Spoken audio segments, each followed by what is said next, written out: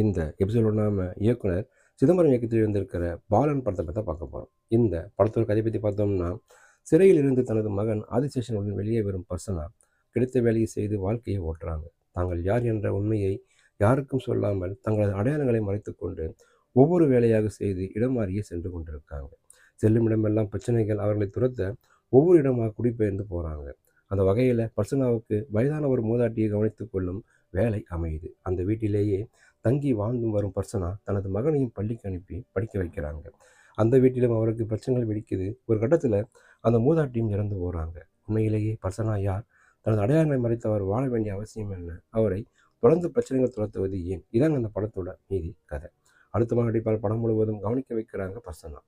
நம்பும்படியான பொய்களை கூறுவது, மகனின் எதிர்காலத்திற்காக கவலைப்படுவது என அசாத்திய நடிப்பை காட்டி அலங்கரிக்கிறாங்க. சிறுவனாக ஆதிசேஷன் முதிர்ச்சியான நடிப்பை வெளிப்படுத்தியிருக்காரு.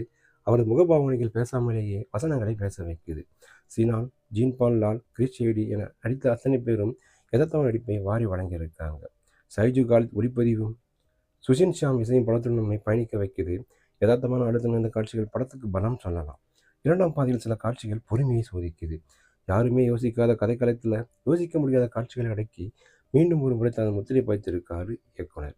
இந்த படத்தின் கதையை ஆவேசம் படத்தின் இயக்குனர் ஜீத்து மாதன் எழுதியிருக்கார் என்பது கூடுதல் சிறப்பு.